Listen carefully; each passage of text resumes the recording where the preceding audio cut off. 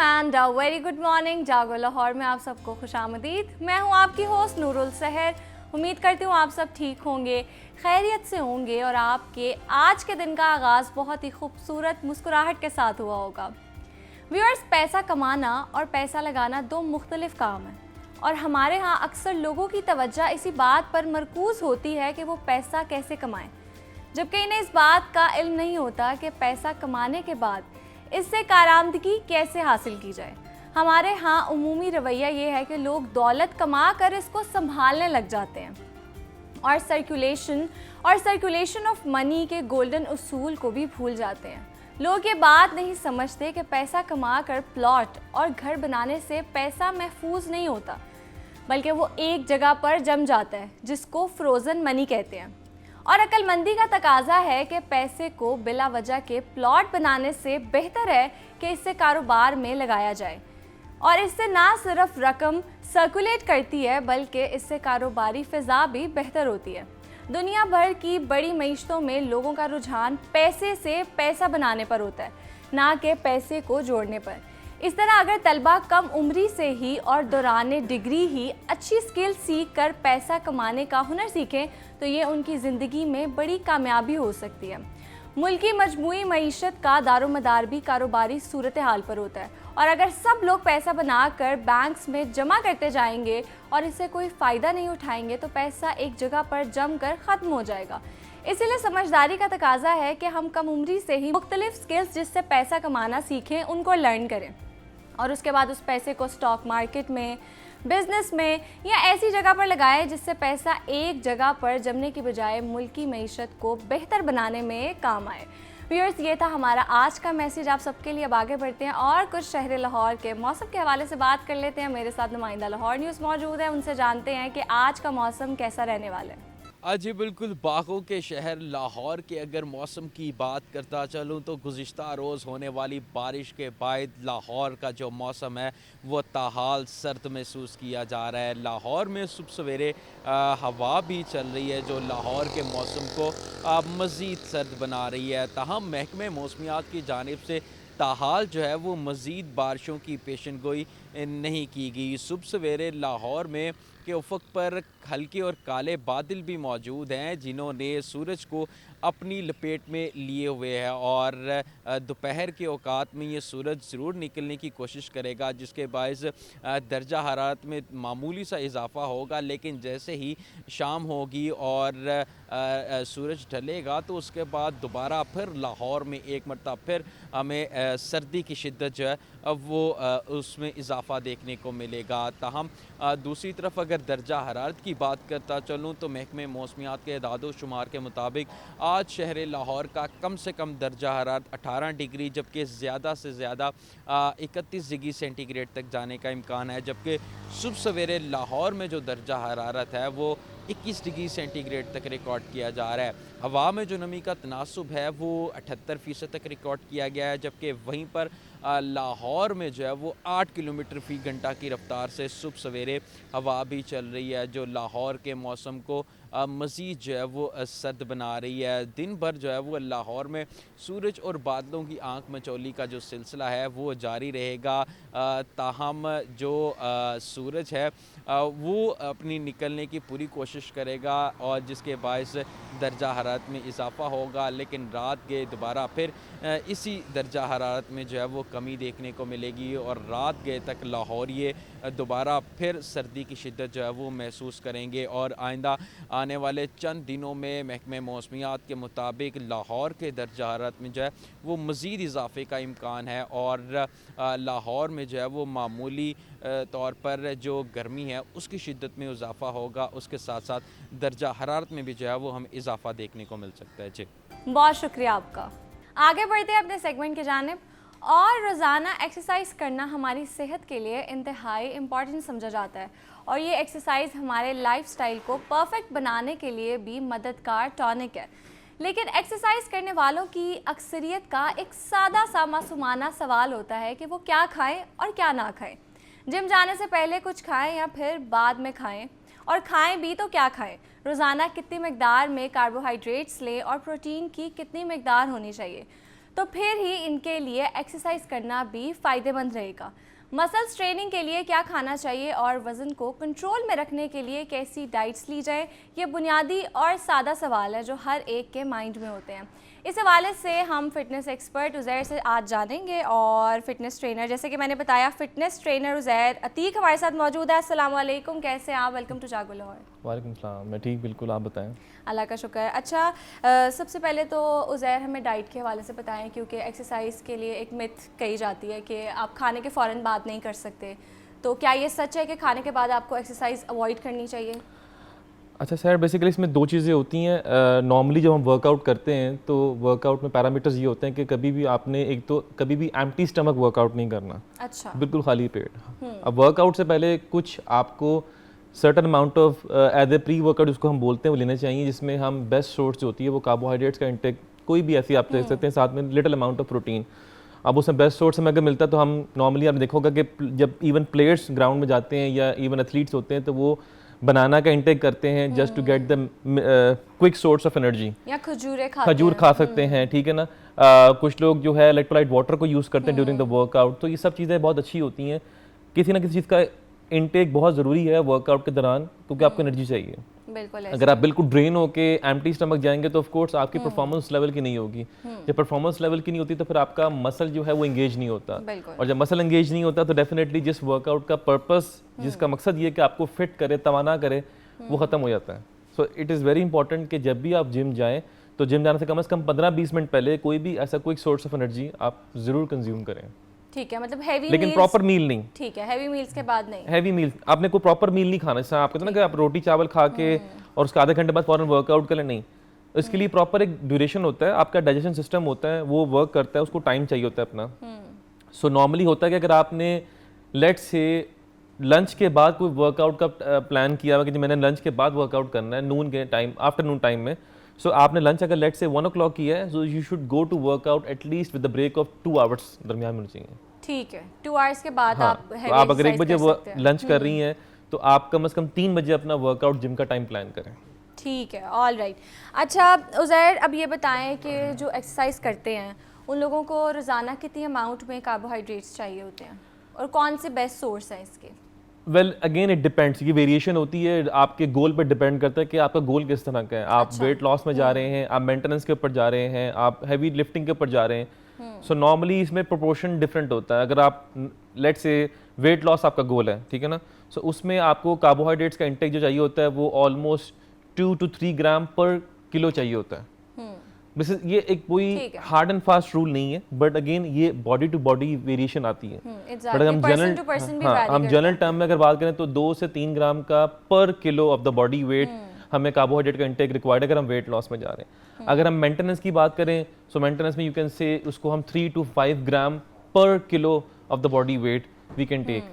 अगर हम बात करें कि हमने हैवी लिफ्टिंग करनी है, हमारा गोल जो है वो इंटेंस वर्कआउट है, उसमें we can go up to like 5 to 7 gram of carbohydrates intake per kilogram of the body. ठीक है। सो ये डिफरेंट वेरिएशंस में होती हैं आपकी। अच्छा ये बताएं कि जो लोग बहुत जल्दी चाहते हैं कि उनके मसल्स बने, क्योंकि अक्सर लोग स्टेरॉइड्स भी यूज़ करते हैं, एक तो हमें उनका ड्रॉबैक भी बता दें, और क्या आप जिन लोगों को ट्रेन करते हैं आप उनको रेकमेंड करते हैं, और प्रोटीन कितनी इंपॉर्टेंट है उनके लिए ये भी बता दें। देखिए, no doubt about the protein का इंटेक बहुत ज़रूरी है, primarily good source of the muscle building block. हम बचपन से पढ़ते आते हैं अपनी साइंस में कि मसल बिल्डिंग ब्लॉक जो है वो प्रोटीन है। तो प्रोटीन का इंटेक तो हर इंसान को जो वर्कआउट करता है और जो वर्कआउट नहीं करता उसको अपनी मसल ग्रोथ के लिए प्रोटीन रिक्वायर्ड है, ठीक है। आप कितनी रिक्वायर्ड है ये मैटर करता है कि आपकी फिजिकल एक्टिविटी कैसी है। लेट्स से आप कहते हैं कि जी मैं अगर जल्दी मसल बिल्ड करना चाह रहा हूँ तो आपकी कम से कम 1.2 to 2.2 ग्राम ऑफ प्रोटीन पर किलो बॉडी वेट ये रिक्वायर्ड होती है हमें। लेट्स से आपका अगर बॉडी वेट अज्यूम करें 70 किलो है और आपने प्रोटीन मसल बिल्डिंग करनी है, सो आप 70 मल्टीप्लाई पे अगर 1.2 ग्राम प्रोटीन ऐड करेंगे तो आपको दिन में कम से कम 110 to 120 ग्राम प्रोटीन रिक्वायर्ड है। ठीक है। अब आपका मुझे लगता है वेरी नेक्स्ट क्वेश्चन ये होगा कि आपके प्रोटीन सोर्सेज कौन कौन से हैं, क्योंकि हर बंदे का प्राइमरीली क्वेश्चन ये होता है कि प्रोटीन कहाँ से ली जाए। अगर आप पाउडर्स की फॉर्म में जाते हैं जिसको वे प्रोटीन मिलते हैं, वो इतने एक्सपेंसिव होते हैं कि एक आम बंदे के लिए अफोर्ड में नहीं आते, अफोर्डेबिलिटी नहीं उसकी होती। सो क्योंकि वो सब बाहर से आते हैं, पाकिस्तान में अपनी मैन्युफैक्चरिंग बहुत 1-2 ब्रांड्स की है, सो वो पर स्कूप आपको कम से कम 500-600 के करीब पड़ रहा होता है, दैट्स वे एक्सपेंसिव। सो हम नेचुरल अगर आप देखें तो उसमें हमारे पास सोर्स ऑफ वेजिटेबल्स है, हम उससे प्रोटीन ले सकते हैं, हमारे पास फिश की फॉर्म में फैसिलिटी अवेलेबल है, हम वो खा सकते हैं, हमारे पास चिकन की फॉर्म में फैसिलिटी हम उससे ले सकते हैं, हमारे पास बीफ की फॉर्म में फैसिलिटी हम वो देते हैं, तो ये सब जो है गुड सोर्स ऑफ प्रोटीन है। सो नेचुरली जिसने अपनी बॉडी बिल्ड करनी है, मसल ग्रोथ करवाने और चाहता है कि वो अच्छा लगे, सो उसके लिए बहुत ज़रूरी है कि वो अपने आप को इन चीज़ों की तरफ लेकर आए। अच्छा उज़ैर, हम अक्सर देखते हैं लोग जो जिम जाते हैं वो शेक्स बना के लेके जाते हैं या कोई डिटॉक्स वाटर समथिंग, इलेक्ट्रोलाइट्स, ये सारी चीज़ें लेके जाते हैं। तो जो एक्सरसाइज के दौरान कौन सी ड्रिंक्स हैं जो हेल्दी हैं और वो पीनी चाहिए और कौन सी अवॉइड करनी चाहिए? Well any form of electrolytes is good, because जब आप वर्कआउट कर रहे होते हैं तो आपका ऑफ कोर्स वाटर लॉस भी हो रहा होता है। जब आप नॉर्मली जब आप समर टाइम में वर्कआउट करते हैं, विंटर में तो चलें आपका वाटर लॉस इतना नहीं, स्वेटिंग इतनी नहीं होती, बट समर में स्वेटिंग का ज़्यादा होता है फ्लो, तो उसमें बहुत ज़रूरी है कि कोई भी बंदा अपने इलेक्ट्रोलाइट्स के लेवल को हाई रखे। अब इलेक्ट्रोलाइट्स को नॉर्मली अगर हम टर्म में डिफाइन करें तो मैं आपको बड़ी सिंपल एग्जांपल दूंगा, जो ORS वाला पानी होता है ना, उसको हम इलेक्ट्रोलाइट वाटर बोलते हैं। अच्छा, उसमें नमकियात ज़्यादा होती हैं, सो बजाय कि आप बहुत ही कोई ब्रांड्स की तरफ जाएं, दैट्स नॉट नेसेसरी। आप सिंपल इवन ORS को पानी में डालें, जो हम उमूमन जब बीमार होते हैं तब पीते तब भी हैं। डॉक्टर ये कहता है कि जब डिहाइड्रेशन बॉडी में होती है तो अपने इलेक्ट्रोलाइट्स को लेवल अप करें, ठीक है। क्योंकि मिनरल्स बॉडी से कम हो रहे होते हैं। सो वेरी सिंपल, इसमें कोई रॉकेट साइंस नहीं है। मेरा ख्याल है कोई 15-20 रुपए का 100 साशे आता है, वो आप पानी में डालें 1 लीटर वाटर में और उसको साथ अपने कंज्यूम करें, दैट्स द बेस्ट सोर्स। मैं अपने मतलब तमाम लोगों को ये कहता हूँ कि वो जाएं। उसके अलावा बहुत सी ड्रिंक्स अवेलेबल है, डिटॉक्स वाटर का इंटेक भी कर सकते हैं। There are different ways of making a detox water, आप समर में वो कंज्यूम करें, that the best source. Normally जो वर्कआउट के दौरान जो होता है लिक्विड इंटेक बेहतर होता है, तो वही हमें कंज्यूम करना चाहिए। जो प्रोटीन शेक्स की आपने बात की है, these are mostly the post workout meal, जिसमें हम वे प्रोटीन की बात करते हैं, जिसमें हम मसल गेनर्स होते हैं, मसल मैस होते हैं, जिसमें डिफरेंट आइसोलेट होते हैं, सो वो हम पोस्ट वर्कआउट कंज्यूम करते हैं। देयर आर सर्टन सप्लीमेंट्स जिनको हम ड्यूरिंग द वर्कआउट भी कंज्यूम कर सकते हैं, जिसमें BCAA वगैरह होते हैं, ये हम कंज्यूम कर सकते हैं। प्री वर्कआउट्स आते हैं, अगर अगेन आपने शुरू में जो क्वेश्चन पूछा था कि हमें वर्कआउट से पहले कुछ खाना चाहिए कि नहीं खाना चाहिए, सो एनर्जी अगर बॉडी में नहीं है, सो ऑफ कोर्स आपको कुछ एनर्जी लाने के लिए प्री वर्कआउट यूज़ करने पड़ते हैं। सो उसका पहला सोर्स तो है कि नेचुरल प्री वर्कआउट की तरफ चले जाएं, जिस मैंने आपको बताया, खजूर का इस्तेमाल, केले का इस्तेमाल, इवन दलिया अगर आप आधे घंटे पहले खाते हैं वो भी अच्छा सोर्स है, as a good source of carbohydrates as well. But अगर आपको नहीं मिल रहा और आप अपने आप को आर्टिफिशियल की तरफ लेके जाना चाह रहे हैं, तो प्री वर्कआउट से डिफरेंट ब्रांड्स अवेलेबल हैं, आप उनका एज पर प्रिस्क्राइब्ड 1 स्कूप ले लें वाटर में और उसको कंज्यूम करें बिफोर द वर्कआउट, तो यू गॉट द बूस्टिंग, आपकी बॉडी में एनर्जी आती है और आप फिर अपना वर्कआउट पूरा परफॉर्म करते हैं। ऑलराइट। अच्छा उज़ैर, ये बताएं कि अगर हमने अपनी जर्नी स्टार्ट करनी हो, वेट लॉस जर्नी, तो ऑब्वियसली उसके लिए एक्सरसाइजेस तो बहुत ज़रूरी हैं, वो हम आपसे भी करवाएंगे भी, लेकिन डाइट का क्या रोल है उसमें और आप क्या डाइट रेकमेंड करते हैं? सर डाइट जो है ना बेसिकली वो इंटीग्रल पार्ट है। आप अगर आप ये कह दीजिए कि मैं बहुत अच्छा वर्कआउट करती हूँ, मैं जिम को 45-50 मिनट डेली देती हूँ, मैं वीक में 5 दिन वर्कआउट करती हूँ, लेकिन रिजल्ट्स नहीं आ रहे, तो कहीं ना कहीं फ्लॉ होता है। वो लैग कहाँ पे आ रहा है? वो आपकी डाइट पे आ रहा होता है। अच्छा। उसमें बहुत से फैक्टर और भी जुड़े साथ होते हैं। इसमें आपका हो सकता है स्लीपिंग साइकिल डिस्टर्ब हो, so there are lot of factors जिसकी वजह से आपको रिक्वायर्ड रिजल्ट या डिजायर्ड रिजल्ट्स नहीं मिल रहे होते। सो डाइट और वर्कआउट दे वर्क टुगेदर। अगर आपकी डाइट तगड़ी है, अच्छी है, वर्कआउट नहीं अच्छा, रिजल्ट्स तब भी लैप्स करेंगे। ठीक है। अगर आपका वर्कआउट तगड़ा है, डाइट आपका अच्छी फॉलो नहीं कर रहे, लेट्स से अगर आपका वेट लॉस जर्नी है बट आपका कंट्रोल नहीं है, आप जंक फूड भी खाते हैं, वर्कआउट भी करते हैं, तो वो तो वही है, कैलोरी इन कैलोरी आउट है। मतलब गिलास भरा, तोड़ा, फिर पानी भरा, फिर तोड़ा, सो उसमें अल्टीमेट रिजल्ट्स कोई नहीं आएंगे आपको। तो रिजल्ट लाने के लिए स्पेसिफिकली लोगों का सवाल आजकल होता है, सोशल मीडिया पे बहुत होता है कि जी वेट लॉस के लिए क्या करना चाहिए। Very simple formula, weight loss के लिए कैलोरी डेफिसिट डाइट। पूरा ग्लोबली यही रिसर्च होती है, इसी के ऊपर करना होता है। अगर आप कैलोरी डेफिसिट में जाएंगे तो आपको अच्छे रिजल्ट्स मिलेंगे। एंड इसका एक और चीज़ मैं समझा दूँ, कैलोरी डेफिसिट का मतलब होता है कि जो आपकी रिक्वायर्ड कैलोरी है, लेट्स से आपकी बॉडी के मुताबिक आपको डेली की 1200 कैलोरी लेनी है, अच्छा, एज्यूम करते हैं, ठीक है। अब आप 1200 से डेफिसिट करके 1000 पे या 800 पे आएंगी, तो डेफिसिट ऑटोमेटिकली आपकी पर डे में 400 या 300 का आ जाएगा। That is what we call deficit. और उसके ऊपर अगर आप वर्कआउट भी करेंगी 30 मिनट्स का या 40 मिनट्स का या 45 मिनट्स का, जिसमें नॉर्मली वेट ट्रेनिंग के अंदर आप 250-300 ईजिली बर्न आउट कर सकती हैं कैलोरी। सो यू सी कि आपका डेफिसिट कितना पहुंच जाएगा। At least you will be around like 600 calorie और 500 कैलोरी पे आप Right. सस्टेन करेंगे. So this is how it works. It's a simple science. इसमें कोई बहुत रॉकेट साइंस या मैकेनिज्म इन्वॉल्व नहीं है. ये सिर्फ समझने की बात है कि आपने कैसे अपना कैलोरी इन बिल्कुल एंड ऐसे कैलोरी ही आउट को है. मुझे मेंटेन लगता करना है है. अब हम एक्सरसाइज की तरफ जाएंगे और आप हमें थोड़ी सी एक्सरसाइजेस बताएं भी जो व्यूअर्स हमें देख रहे हैं वो घर बैठे भी कर सकें. ओके. अच्छा उज़ैर, हम वेट लॉस के हवाले से बात कर रहे थे, तो सबसे पहले हम उसी पे आते हैं और आप उसी के हवाले से हमें थोड़ी सी एक्सरसाइजेस बताएं. अच्छा स्पेसिफिकली बिगिनर्स के लिए सबसे पहले, बिगिनर्स के लिए सबसे अच्छा पहले. जितने भी वर्कआउट्स मैं बताऊंगा वो नॉर्मली आपको बॉडी को मोबिलाइज करने के लिए यूज होते हैं. कोई भी आप ट्रेनिंग करती हैं उस सब में आपका वेट लॉस भी इन्वॉल्व होता है. तो स्पेसिफिकली खाली वेट लॉस के लिए वर्कआउट उस तरह डिफाइन होता है. बट मैं आपको जो वर्कआउट बताऊंगा वो सारे वर्कआउट कोई भी खवातीन और घर जो मज़ारात घर में होते हैं, इनका जिम जाना मुमकिन नहीं होता, वो आराम से अपने घर में भी परफॉर्म कर सकते हैं. इसमें सर्टन वार्म अप्स हैं. आप इनिशियली पहले स्टैटिक वॉक को स्टार्ट करें. सिंपल आपने अपने आर्म्स को यहाँ पे रखना है and start moving your feet at the same place. ठीक है ना. अब इसकी रेपिटेशंस आप अगर बिगनर हैं बिल्कुल तो आप 15 से 20 रेपिटेशंस के साथ स्टार्ट करें. और अगर आप इसमें एमेचर हैं या ऊपर जाना चाह रहे हैं, इंटेंसिटी बढ़ाना चाह रहे हैं, तो आप इसको अप टू 30% भी लेके जा सकते हैं. It's up to you. आप इसमें मैक्सिमम 100 रेपिटेशन के साथ भी जा सकते हैं. उसके बाद हम क्रॉस टच टोस करते हैं जो कि आपके साइड हैंडल्स के लिए बहुत अच्छी होती है. इसका सिंपल प्रोसीजर है, लेग्स को थोड़ा सा वाइड करना है आपने और ऑल्टरनेट पाम्स को टच करना है फीट के साथ, टो के साथ. ठीक है. ये आपके लोअर बैक के लिए भी बहुत अच्छा वर्कआउट है और इनफैक्ट आपके बेली फैट के लिए बहुत अच्छा वर्कआउट है. इसमें भी जो बिगिनर्स हैं वो स्टार्ट कर सकते हैं 10 से 15 रेपिटेशंस और उसके बाद they can go up to like even 20 to 30 repetitions. इसके बाद हमारे शोल्डर के अक्सर लोगों को मोबिलिटी का मसला आता है, फ्लेक्सिबिलिटी का मसला आता है. शोल्डर रोटेशन में सिंपल अपने पाम्स को इस तरह ओपन करें. ठीक है. और रोटेशन सर्कुलर रोटेशन आपने मोशन करनी है. ये आपकी रोटेशन होनी चाहिए. इसमें आप 10 टाइम्स क्लॉकवाइज करें और 10 टाइम ही एंटी क्लॉकवाइज करें. सो ये वो हजरात जो ऑफिस में होते हैं, जिनकी जॉब्स इस तरह की होती हैं, इनको जिम का टाइम नहीं मिलता, तो वो हर दिन कम से कम 2 दफ़ा ये पूरा मोशन कर सकते हैं. इसके अलावा कुछ ऐसी मूवमेंट होती हैं जो आपकी नॉर्मली नीज़ के लिए और थाइस के लिए बहुत अच्छी होती हैं. हम नॉर्मली जिम के अंदर जब जाते हैं लोग स्क्वाट्स वगैरह से बहुत भागते हैं, लेग्स वर्कआउट बहुत भागते हैं. लेकिन ये बहुत इंपॉर्टेंट है. सो जितने भी वो हजरात हैं, जो ख़वातीन हैं, वो घर में स्टार्ट कर सकती हैं लंजेस के साथ. स्टैटिक लंजेस को बोलते हैं. इसका पोस्चर सिंपल है. आपने इस पोजीशन में जाना है. स्पेशली ये आपका फ्रंट नी 90 डिग्री का होगा और ये आपका बैक नी भी 90 डिग्री का होगा. अब इसमें आपने सिंपल लाइट मूवमेंट करनी है और अपनी बॉडी को स्टेबलाइज करने के लिए you can keep your arms here. ठीक है. ये मूवमेंट है आपकी. ये वो लोग जिनको अक्सर नी पेन भी होता है और जिनको फील होता है कि उनकी लोअर बॉडी जो है वो बहुत वीक है, तो वो इसको परफॉर्म कर सकते हैं. और कितनी बार करेंगे ये? इसकी रेपिटेशंस भी आप इनिशियली तो आप 5 से 8 ट्रैप्स रखें पर लेग और इंक्रीज करते करते इसको आप 10 से 20 पे ले सकते हैं.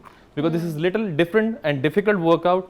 सो इसकी पोजिशनिंग, बैलेंसिंग, स्टेबिलिटी का ख्याल रखना बहुत ज़रूरी है ताकि आपकी नी इंजर्ड ना हो. और इसके अलावा अगर आप नॉर्मली वॉल के साथ अगर खड़े हैं तो आपकी अगेन लेग रेजेस सबसे बेस्ट वर्कआउट है. अगर आप स्टैंडिंग पोजीशन में हैं, किसी चीज़ को होल्ड करके वॉल को, और आप सिंपल लेग रेज कर सकते हैं ये. सो ये मूवमेंट हैं जो आपको बॉडी को मोबिलाइज करने में बहुत हेल्प आउट करती हैं. इसमें भी रेपिटेशन 10 to 15 वन साइड आप रेपिटेशन करें लेफ्ट लेग के साथ, राइट लेग के साथ. और इसके नंबर ऑफ सेट जो हर वर्कआउट के हैं वो 3 to 4 आपने परफॉर्म करने हैं. ठीक है. ठीक है. तो और भी हमें थोड़ी आप इजी एक्सरसाइजेस बता दें जो लोग हमें देख रहे हैं उनके लिए. वेट लॉस के हवाले से तो आपने बता दिया है. और ना अक्सर जो लोग 9 to 5 करते हैं, जैसे आपने पहले भी बात किया, उनको कमर दर्द की बहुत ज़्यादा शिकायत रहती है क्योंकि पूरा दिन बैठ के उनका काम होता है, या उनके पीछे नेक पेन बहुत ज़्यादा रहती है. मसल्स उनके बहुत ज़्यादा स्ट्रेस हो जाते हैं. तो उसके लिए भी कोई एक्सरसाइज बता दें क्योंकि वो पूरा दिन ऐसे लैपटॉप के आगे बैठ के काम करना होता है. तो उसके लिए एक्सरसाइजेस बताएँ. अच्छा, जिन लोगों को नॉर्मली लोअर बैक का मसला होता है उसके लिए मैं सबसे ज़्यादा रिकमेंड जो वर्कआउट करता हूँ वो आपका बिल्कुल ऐसे बॉडी सा होता है. आप अपनी किसी भी फ्लैट सरफेस पे लेट के, इसको हम बोलते हैं ग्लूट ब्रिजेस या हिप ब्रिजेस. ठीक है. ये आपकी पोजीशन होती है. अब आपने ऐसे इसमें लेट के अपने सिर्फ हिप को लिफ्ट करना है. ये आपके आर्म है और आपने यहाँ पे जाना है. यहाँ पे आपकी बॉडी होल्ड करेगी 1 second and then bring it down. ठीक है. ये आपने 10 to 12 रेपिटेशंस करने. 1 सेकेंड के लिए सिर्फ होल्ड करना है. यस. इसमें होल्डिंग आप बढ़ा भी सकते हैं, डिपेंड्स कि आपकी रेंज क्या. अगर आप फर्स्ट टाइम कर रहे हैं, अच्छा, ये ना सिर्फ आपकी लोअर बैक पे इंपैक्ट करता है बल्कि आपकी हैमस्ट्रिंग को और ग्लूट्स को भी इंगेज करता है. So it's all together a very good workout for those who having an issue with the back pain. अच्छा, शोल्डर्स में स्टिफनेस नॉर्मली लोगों में होती है कि जब अपना वर्क स्टेशन पे आप लोग होते हैं और लैपटॉप या स्टेशन से जब काम करते हैं तो आपके शोल्डर में बहुत श्रिंकिंग हो जाती है और आपको एक हंच सा फील होता है कि आप अक्सर लोगों को देखोगे अक्सर यूं फिर रहे होते हैं वो। तो उसके लिए ज़रूरी ये है कि आप सिर्फ ऐसी कोई भी मूवमेंट, आप सिर्फ बिहाइंड द नेक जाके इसको ऐसे पकड़ें और इनको मूव करें। अगर आप इसको ऐसे दिखाएं दैट वुड बी इजी। ठीक है। So this will engage your back traps. और कितनी दफ़ा करेंगे? अगेन रेपिटेशंस 10 से 12 रखें इनिशियली, और सेट्स जो हैं उसमें कम से कम 3 to 4 सेट्स आपने परफॉर्म करने। सो ये तमाम वर्कआउट अगर आप किसी भी जगह पे बैठे हुए परफॉर्म करते हैं, इसके लिए कोई आपको डंबल रिक्वायर्ड नहीं है, कोई मशीन रिक्वायर्ड नहीं है, कोई जिम रिक्वायर्ड नहीं है। ये सब वो चीज़ें जो सिर्फ आपकी बॉडी को मोबिलाइज करेंगी और आपको एक हेल्दी एक्टिविटी में एंगेज करके रखेंगी। ठीक है। तो एक्सरसाइज और डाइट के हवाले से हम बात कर रहे थे कि एक्सरसाइज तो बहुत ज़्यादा इंपॉर्टेंट है, लेकिन उसके साथ साथ डाइट का भी बहुत ज़्यादा इंपॉर्टेंट रोल है हमारी फ़िटनेस के लिए। और ज़ैर ने हमें बहुत सी एक्सरसाइजेस भी बताई हैं और साथ साथ हमें डाइट आइडियाज़ भी दिए हैं। और ज़ैर अतीक, बहुत शुक्रिया आपका। Thank you. अब यहाँ वक्त हुआ एक ब्रेक का। ब्रेक के बाद दोबारा मिलते हैं।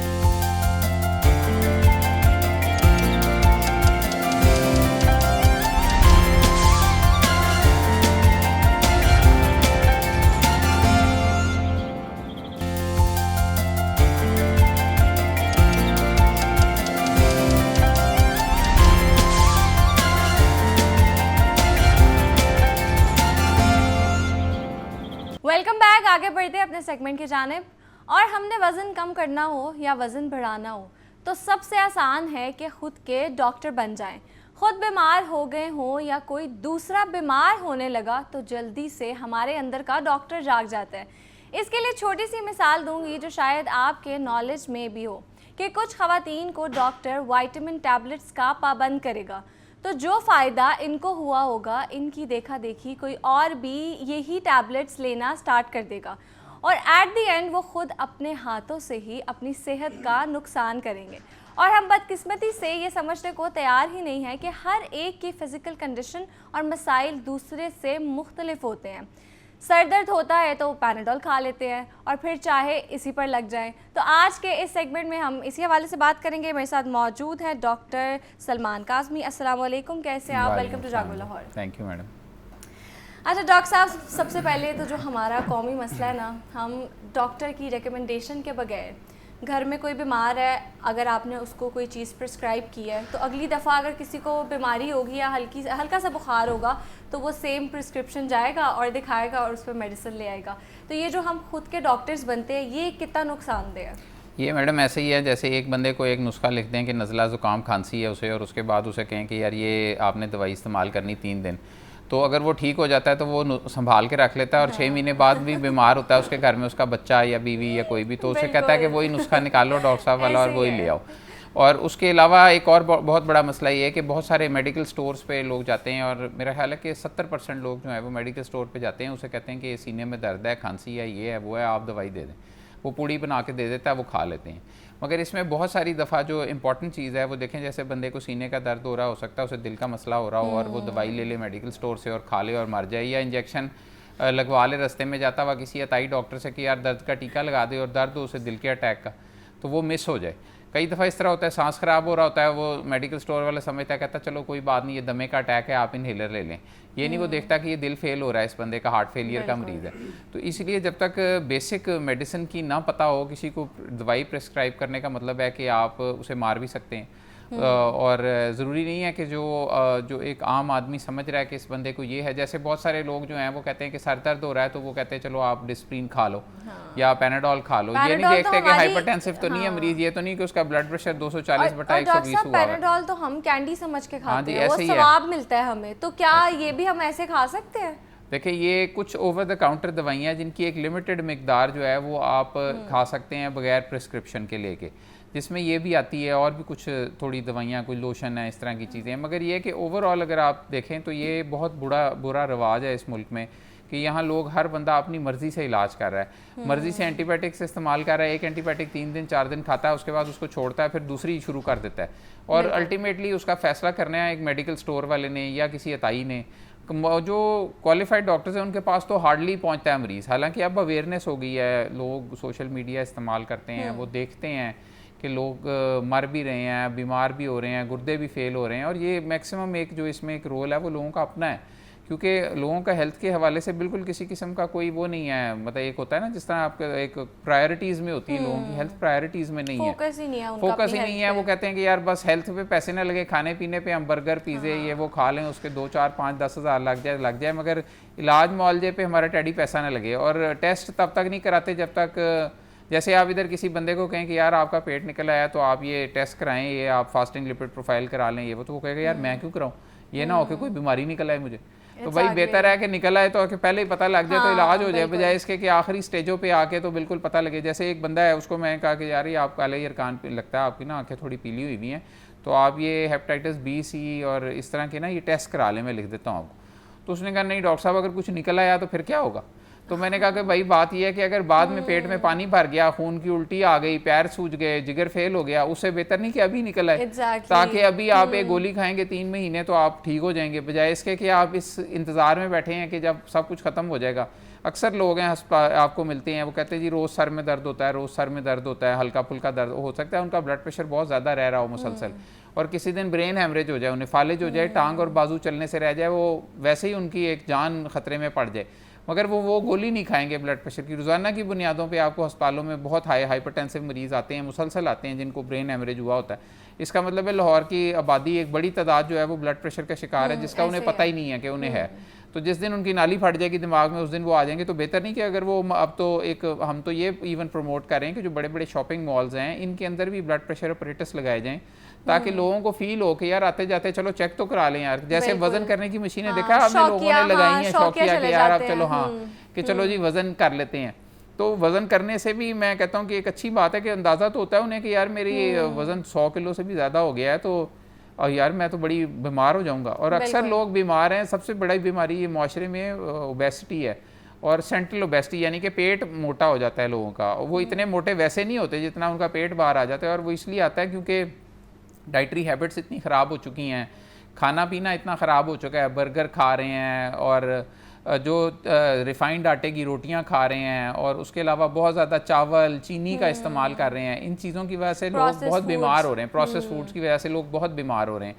और अगर ये सिर्फ अपनी खुराक को मॉडिफाई कर देना तो अस्पतालों में आधे से ज़्यादा % जो रश है वो ख़त्म हो जाएगा, 50% से ज़्यादा। और लोग सेहतमंद भी होंगे, ये 100 साल ज़िंदा रहेंगे जो 60 साल पे मर रहे हैं, और बहुत इनको फ़र्क पड़ेगा। सबसे बड़ा ये है कि जिन लोग जैसे अब ये मतलब इवन इस ऑफिस के इधर उधर जितना स्टाफ जाता है रोज़ाना की बुनियादों पे बाइक पे, अगर वो 3 किलोमीटर के रेडियस में पैदल जाएं और पैदल ही वापस आएँ तो उनके 15,000 स्टेप्स डेली के बन जाएंगे। 10 से 15,000 स्टेप्स की वॉक। हर आदमी को मेरा ख्याल है कि 10,000 स्टेप्स डेली चलने चाहिए, चाहे वो घर में बैठा हुआ है, चाहे वो औरत है, बंदा है, ताकि वो उसकी ब्लड सर्कुलेशन पूरी बॉडी में रहे, उसको सेंट्रल ओबेसिटी ना हो, उसकी फिजिकल एक्टिविटी रहे, बीमार ना हो, कर सकता है किसी भी टाइम। और उससे ये होगा कि आपको वो बंदा जो कि अगर रोज़ाना की बुनियादों पे इतना चलता रहे 10-15 हज़ार, तो उसकी उम्र 80 साल हो सकती है, और लाइफ की जो एक्सपेक्टेंसी वो ज़्यादा हो जाएगी फिज़िकल एक्टिविटी से, एक्सरसाइज से। और ये ऐसी चीज़ें ये जैसे चीनी है, इसको परहेज़ करने से, क्योंकि चीनी तो इवन वाइट पॉइजन की तरह हो चुकी है, इससे बहुत नुकसान हो रहे हैं लोगों को, मगर लोग नहीं रियलाइज़ कर रहे। और प्लस सबसे बड़ा अलमिया ये है कि दवाई भी अपनी मर्जी से खा रहे हैं फिर लेके, और ऊपर से कोएक्स के पास भी जा रहे हैं, और एंटीबायोटिक्स खुद से लेना स्टार्ट कर देते हैं। एंटीबायोटिक्स 100% खुद से ले रहे हैं। और सबसे जी आसान है, इतना मुश्किल नहीं है इसको मैनेज करना। गवर्नमेंट अगर एक सॉफ्टवेयर तमाम मेडिकल स्टोरों पे लगा दे, लगे हुए भी हैं सॉफ्टवेयर, एक अबूज़र नाम का सॉफ्टवेयर है जो कि तमाम मेडिकल स्टोर्स पे लगा हुआ है, और उसमें एंट्री करते हैं सारे मेडिकल स्टोर वाले, और अपनी इनवॉइस को मेंटेन करते हैं कि हमारे मुलाजिम दवाई चोरी करके ना खुद ही बेचते रहें और रिकॉर्ड रहे। अगर उस सारे को लिंक करके एक सेंट्रलाइज डेटाबेस बनाए, हुकूमत को एग्जैक्ट पता लग सकता है कि किस स्टोर से कौन सी दवाई बिक रही है, कितनी एंटीबायोटिक कहाँ से जा रही है, कौन सी नशे की अद्वियात कहाँ कहाँ से बिक रही हैं, कंट्रोल्ड मेडिसिन कौन कौन बगैर टीके बेची जा रहा है, बगैर रिकॉर्ड के। देखिए क्योंकि मेडिकल स्टोर वाले ने अपने अमले को कहा है, मालिक ने, कि एंट्री तुमने लाजमी करनी है, क्योंकि वरना तो उसे पैसों का नुकसान है ना, उसको पता नहीं लगेगा कौन कौन सा सामान इसने बेच दिया। तो जब एंट्री हो रही है इसका मतलब है इलेक्ट्रॉनिक रिकॉर्ड मौजूद है। इलेक्ट्रॉनिक रिकॉर्ड को सिर्फ सेंट्रलाइज करना है सॉफ्टवेयर के जो मेन कंपनी जिसने बनाया है, तो महकमा सेहत को सारा डाटा मिल जाएगा, टेडी पैसा नहीं इनका लगेगा। मगर ये सोचता कोई नहीं है इन लोगों में से कि यार ऐसे हो सकता है, प्रॉब्ली क्योंकि प्रायोरिटीज़ नहीं है, और लोगों ने कभी सोचा ही नहीं है कि यार ऐसे भी हमें चाहिए कि हमें पता हो कि किस स्टोर पे कौन सी दवाई बिक रही है। डॉक्टर साहब, मुझे लगता है कि ना हमारी खुद की प्रायोरिटी है हमारी हेल्थ, और ना ही गवर्नमेंट भी इस चीज़ पे फोकस करती है, क्योंकि फर्स्ट स्टेप इंडिविजुअल का अपना है। गवर्नमेंट के अंदर लोग हैं, मगर जो लोग बहुत ज़्यादा ऊपर के स्लॉट्स पे बैठे हुए हैं हुकूमत में, वो ग्राउंड रियलिटी से वाकिफ़ नहीं है। ग्राउंड रियलिटीज़ का मतलब है, जैसे ये मैं आपको बता रहा हूँ कि सॉफ्टवेयर लगा हुआ है अस्पताल तमाम मेडिकल स्टोरों पे, और उन्होंने अपनी इन्वेंट्री मेंटेन करने के लिए और पैसों के हिसाब रखने के लिए उसको लगाया हुआ है। तो हुकूमत के लोग भी जाते हैं मेडिकल स्टोरों पे दवाई खरीदते हैं, मगर कभी उन्होंने ये नहीं सोचा कि ये जो डाटा सारा स्टोर पे इकट्ठा हो रहा है, हम इसको सेंट्रलाइज क्यों ना कर लें सॉफ्टवेयर के जरिए। और अगर ये इस पे कौन सा कोई दिमाग खर्चा है। जैसे मैं आपको इसकी मिसाल दूंगा कि मैं हाई कोर्ट में एक कोर्ट में पेश हो रहा था, तो वहाँ नशे के आदी अफराद का केस लगा हुआ था। तो वहाँ वो गवर्नमेंट की तरफ से एडिशनल चीफ सेक्रेटरी पेश हो रहे थे, और वो एक प्रेजेंटेशन दिखा रहे थे कि सर हम ये 2 अरब रुपए रख रहे हैं और नशे के आदी अफराद के लिए बहुत बड़ा सेंटर बनाएंगे। तो मैंने वहाँ पॉइंट आउट किया कि आप सर पहले डाटा तो इकट्ठा कर लें, तमाम अस्पतालों के अंदर पर्ची आपकी कंप्यूटराइज्ड है, उसमें आप एक पोर्टल बना दें ताकि लोगों को पता हो कि जो नशई आया है उसकी एंट्री कर दें, ताकि आपको मैग्नीट्यूड तो पता लगे कि कितने मरीज हैं जिनके लिए आप ये 2 अरब लगाने लगे हैं। जब तक आपके पास डाटा नहीं, आप इतनी बड़ी इन्वेस्टमेंट भी करा रहे हैं, बाद में ये खाली रहेगा, डॉक्टर ही नहीं हायर हो सकेंगे, अल्टीमेटली कोई और महकमा आएगा, वो कहेगा ये बिल्डिंग हमें दे दो, जो हो रहा है, जो सरकार में हो रहा है रोज की बुनियादों पे। तो आई बिलीव कि जब तक जो, और मेरा ख्याल है कि ऑफिसर्स का इसलिए ग्राउंड रियलिटी से वाकिफ नहीं है क्योंकि कमरों में बहुत बड़े बड़े शाहाना कमरे बने हुए हैं और बड़े ज़बरदस्त गाड़ियां मिली हुई हैं, एसी चल रहे हैं, तो वो क्यों बाहर जाएं, जाके देखें कि क्या हो रहा है। डॉक्टर सलमान, आपने बहुत अच्छी चीज़ें हाईलाइट की हैं, एंड आई होप हमारा शो बहुत से गवर्नमेंट ऑफिशियल्स देखते हैं, वो इस चीज़ पे फोकस करें, इस चीज़ पे काम करें, और हम सब मिलकर इस चीज़ पर काम करेंगे। अच्छा doctor Salman, back to the topic, आप मुझे ये बताएं कि हम लोग डिप्रेशन और एंजाइटी की मेडिसिन भी ले लेते हैं, तो इस हवाले से भी बताएं कि क्या ये लेनी चाहिए और हमें कैसे पता चले कि अब हमें जाके चेक करवाना है कि हमारा डिप्रेशन जो है वो डेंजरस हो रहा है। देखिए जी, ये जो साइकेट्री की मेडिसिन है ना, ये भी बहुत ज़्यादा प्रिस्क्राइब होने लग गई हैं। पहले की निस्बत लोग बहुत ज़्यादा नींद की गोलियां ज़्यादा इस्तेमाल हो रही हैं, जो बाकी एंटी साइकोटिक्स और एंटी डिप्रेसेंट्स हैं इनका इतना इस्तेमाल नहीं है। ऐसे है। क्योंकि जो मेडिकल स्टोर वाला है उसको चंद दवाइयों का पता है, जैसे वो पत्ता उठा के एल्प, ज़ैनेक्स, इस तरह की चीज़ें वो पकड़ा देता है कि लो जी लो खा लो, हाँ बस आप सो जाएं ये खा के। तो लोगों का भी डिप्रेशन या इसका एंग्जाइटी का यही है कि उनकी परसेप्शन है कि यार मुझे नींद नहीं आ रही, तो इसका मतलब है मैं कुछ मसला हो गया, गड़बड़ हो गई। ये नहीं देखते बहुत सारे लोग बहुत ज़्यादा जो नफसियाती बीमारियों का शिकार हैं, तेज़ी से बढ़ रहे हैं। लोग घरों में लड़ते झगड़ते हैं, ख़वातीन भी इस तरह ही हैं, बंदे भी इस तरह ही हैं, और उनको अंडरलाइंग एक साइकेट्री की बीमारी होती है। गुस्सा बहुत आता है, चीज़ें तोड़ते फोड़ते हैं, हाथापाई करते हैं, और इवन मैं देखता हूँ बाहर सड़कों पे भी लोगों से लड़ते हैं। हल्की सी बाइक किसी को टच कर गई है तो कोई बंदा, मतलब ऐसी चीज़ है जिस पे शायद लोग ना झगड़ा करें, मगर कई लोग थप्पड़ मारने लग जाते हैं एक दूसरे को उतर के।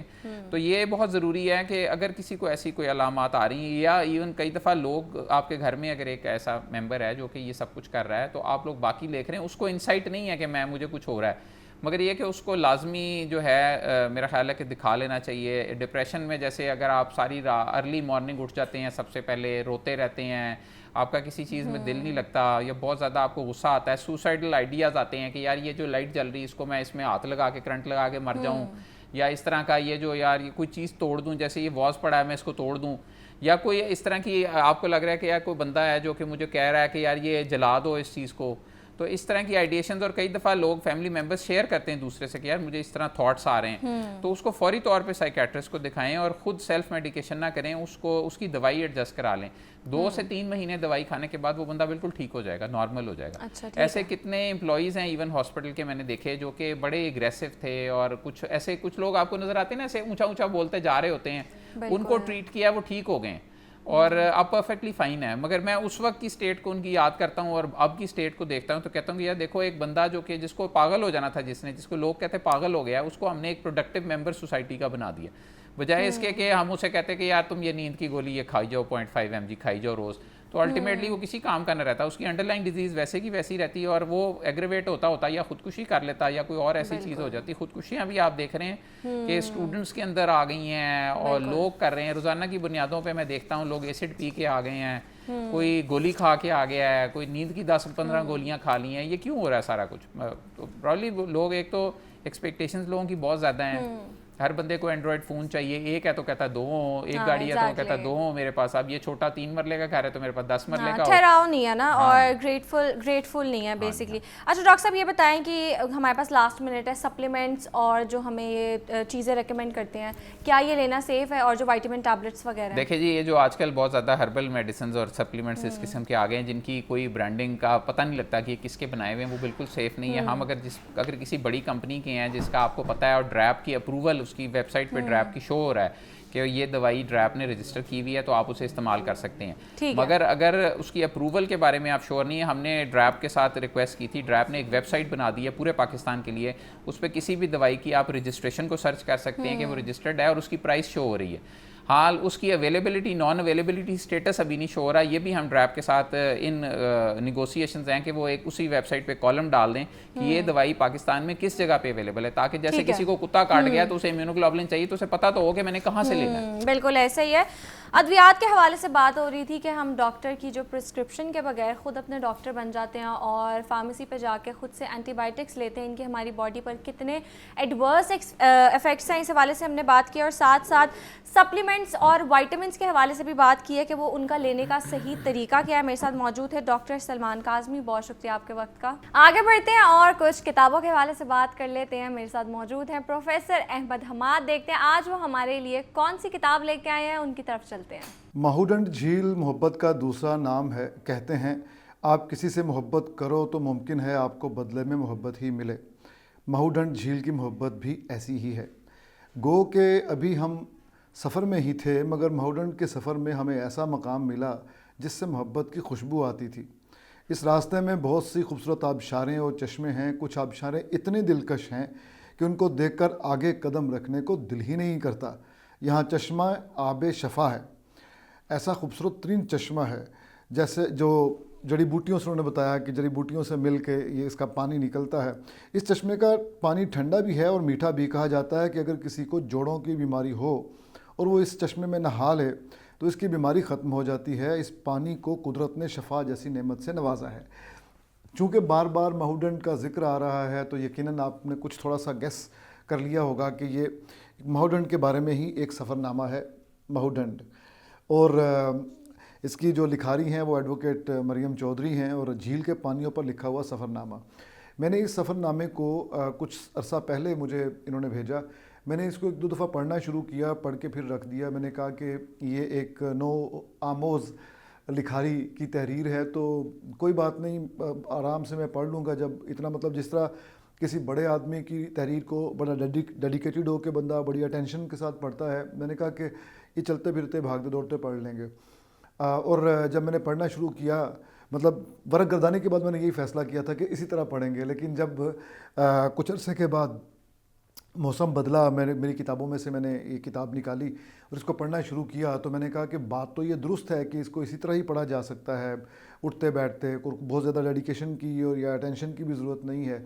लेकिन इसका मतलब ये नहीं है कि ये किताब किसी तरह से भी तवज्जो के काबिल नहीं है। ये तवज्जो के काबिल है और तवज्जो अपनी उस वक़्त मबजूल करती है अपनी तरफ, यानी ये तवज्जो आपकी उस वक़्त मांगती है ये किताब जब आपका दिल भी पहाड़ों की मोहब्बत में मचल रहा हो। जब आप चाहते हैं कि अब आप इस शहर की यकसानी से तंग आ गए हैं, पहाड़ पे चले जाएं। पहाड़ पे जाने के लिए मौसम का मसला नहीं, ये नहीं है कि यहाँ लाहौर में गर्मी है तो अब आपको आप सर्दी के लिए आप कहीं पहाड़ पे चले जाएं, बल्कि हम लोग जो लिखने लिखाने से जिनका ताल्लुक़ है वो मौसम की वजह से नहीं बल्कि यकसानी मामूलात की वजह से शहर छोड़ के चले जाते हैं, शहर से भागते हैं। हम कहते हैं कि ये शहर जो होते हैं ये लोहे का पिंजरा होता है, कंक्रीट का पिंजरा होता है, इसमें इंसान आज़ाद नहीं है, पाबंद है।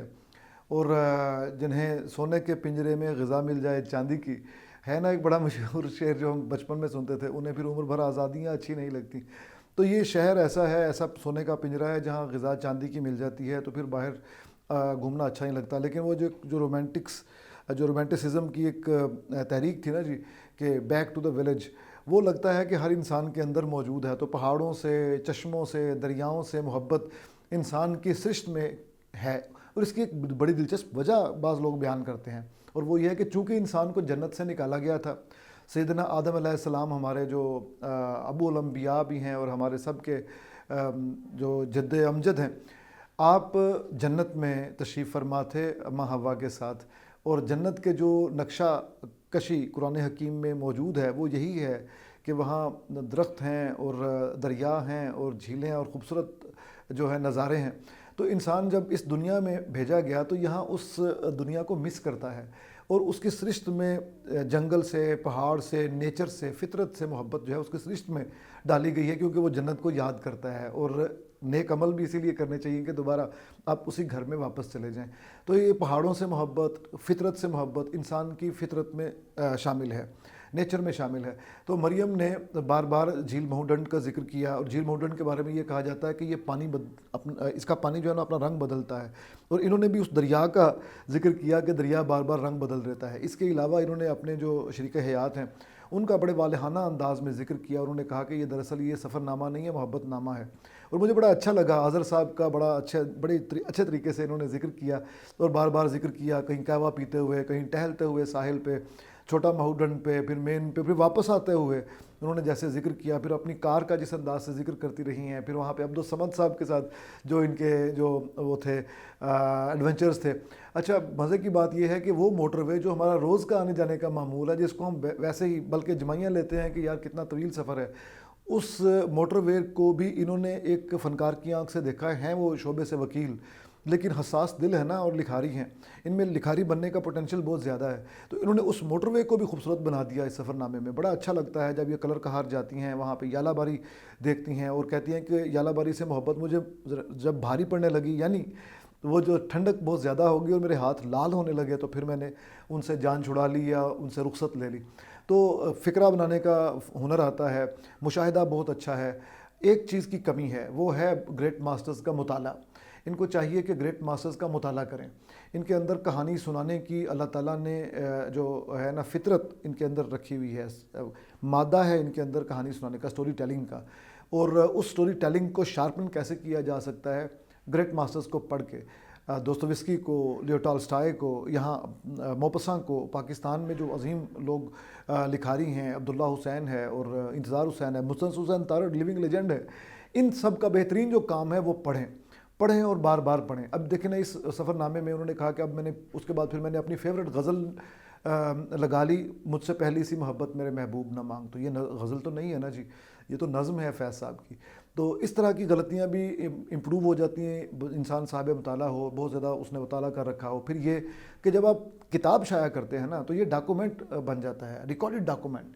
अब आपका ये हवाला बन गया, तो इसको हवाला बनने से पेशतर किसी मुस्तनद आदमी को दिखा देना मुनासिब है, बहुत मुनासिब है। और उस ज़बान के माहिर को ज़रूर दिखाना चाहिए जिस ज़बान में आपने ये दस्तावेज़ लिखी है। इस किताब को लिखने वाली ने उर्दू ज़बान को मुंतखब किया। मुशाहिदा इनका बहुत अच्छा है, इजहार भी बहुत अच्छा है, नेचुरल है ना, बहुत अच्छा है। लेकिन मसला ये होता है कि आप वहाँ पे ज़ुबान की गलतियाँ करते हैं, मुज़क्कर को मुअन्नस कर दिया, या जो हमारे रोज़मर्रा की ज़बान है उसको इस्तेमाल किया। कोई थोड़ी सी अदबी चाशनी होनी चाहिए, फ़िक्रा बनाया संवारा होना चाहिए, बरजस्तगी रहे, उसकी ताज़गी बरकरार रहे, लेकिन थोड़ी सी उसको अदब का जो आँच होती है ना, उससे ज़रा पकाना चाहिए। और दूसरी बात ये कि आखिरी बात और अहम बात, और दूसरी बात आप यूँ समझ लें, वो ये है कि मेरी जो एक दरख्वास्त है, मशवरा है, दरख्वास्त है मरियम से, वो ये है कि you are an excellent story teller, excellent story teller. तो सफ़रनामा जो है उसकी लाइफ कम होती है, इसीलिए बहुत बेहतरीन सफ़रनामे लिखने वाले लोग भी, अगर उनमें मादा रब ने रखा हुआ है नावल निगारी का, तो वो इस तरफ आ गए। लिटरेचर उन्होंने तख्लीक किया, वो शॉर्ट स्टोरी लिखी उन्होंने और नावल लिखा। तो आपसे भी यही दरख्वास्त है कि आप ग्रेट मास्टर्स को पढ़ें, अपने यहाँ उर्दू के बड़े अजीम लोग हैं उनको पढ़ें, और उसके बाद फिर आलमी अदब पढ़ें, फ़्रांस का, जर्मनी का, रशिया का, तुर्की का, उरहान पामुक का, वो पढ़ें। पढ़ने के बाद जो आपकी तरबियत होगी ना मरियम बीबी, वो आपकी वकालत में भी बहुत काम आएगी, और वो आपकी ये जो आपका करियर है, अदब का करियर, उसमें भी काम आएगा। मैं नहीं चाहता, मैं इसलिए बड़े खलूस से आपको ये मशवरा दे रहा हूँ, और मैं नहीं चाहता कि इतना खूबसूरत जहन और इतना प्यारा लिखारी ज़ाया हो जाए और डिस्करेज हो जाए। ये it is not to destroy you, it is to build you, it is to construct you. कि बड़े अजीम लोगों को पढ़ें और अपने अहद के अजीम लोगों से रब्ता रखें। अल्लाह ताला ने हर अहद में लेजेंड्स जो है ना वो रखे होते हैं। आपके हिस्से के लेजेंड्स अभी भी मौजूद हैं, पार्टी हाउस में बैठते हैं या तारड़ साहब हैं, आप उनसे मिल लें। तो सफ़रनामे में भी आपके ये इमाम बनेंगे और नावल निगारी में क्या शानदार आदमी है। तो मेरा मशवरा ये है कि आप नावल की तरफ आइए। बहुत शुक्रिया प्रोफेसर साहब आपका। अब यहाँ वक्त हुआ एक ब्रेक का, ब्रेक के बाद दोबारा मिलते हैं।